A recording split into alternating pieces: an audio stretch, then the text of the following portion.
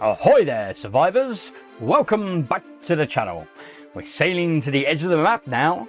All it ominously tells us is that here be monsters. From the lightless depths, the horrors rise, bringing new waves of zombies and flooding the coasts.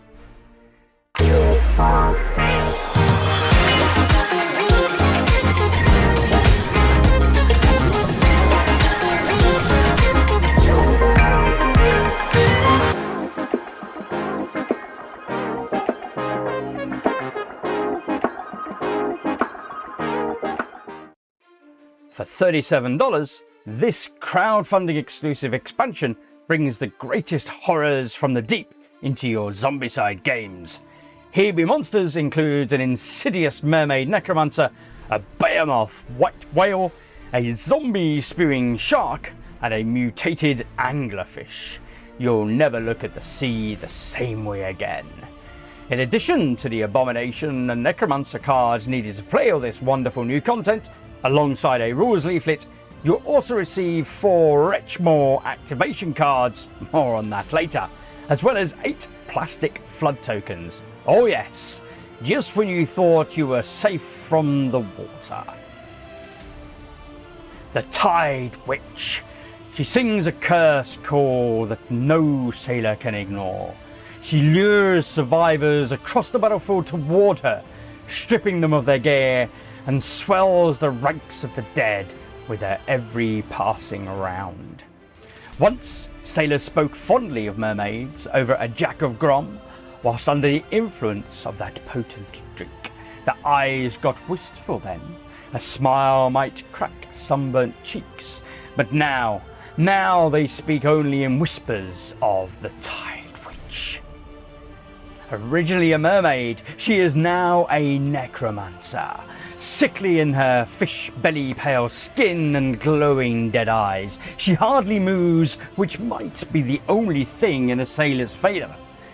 Instead, she draws her prey towards her, and the more filled with grom they are, the sooner they obey.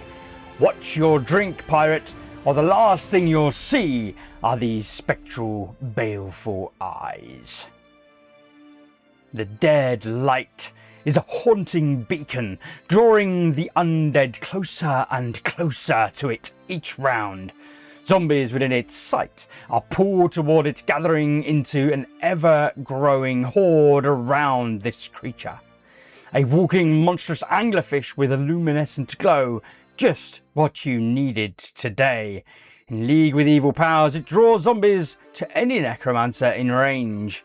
Its webbed feet and hands make it equally adept in the water, but those legs and arms make it deadly on the land as well.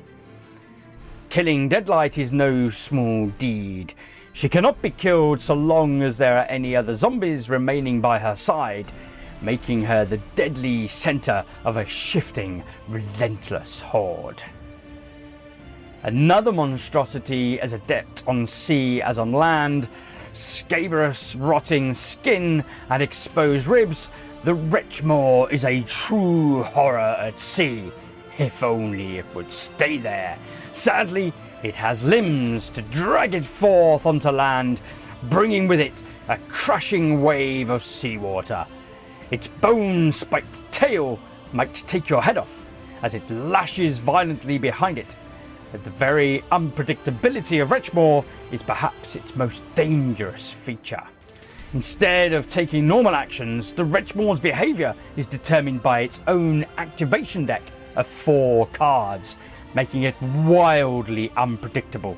Its behaviour changes further, whether it's in a sea zone or a non-sea zone. As it moves, the Wretchmore swallows zombies in its way.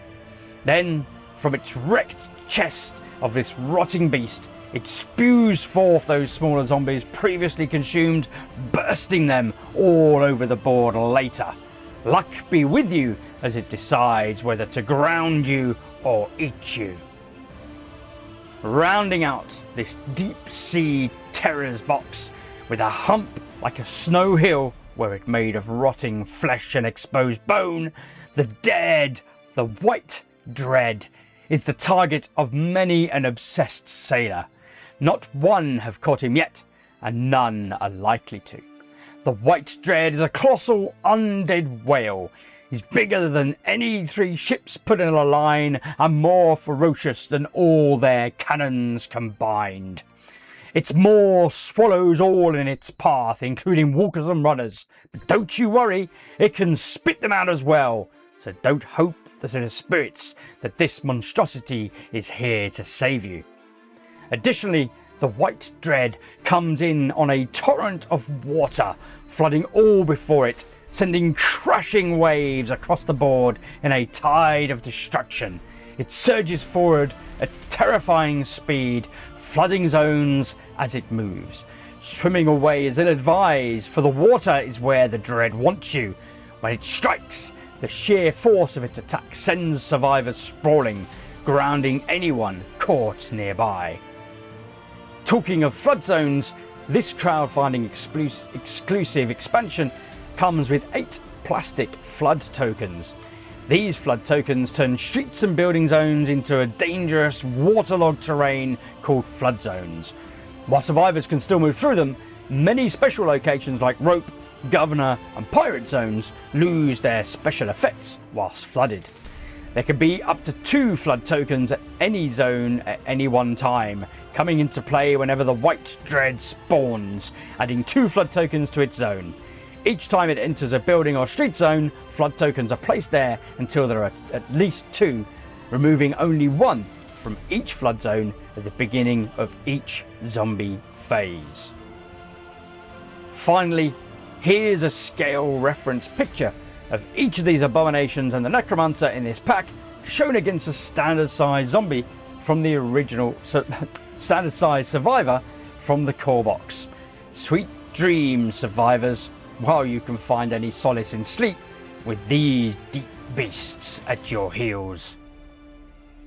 So, what do you think?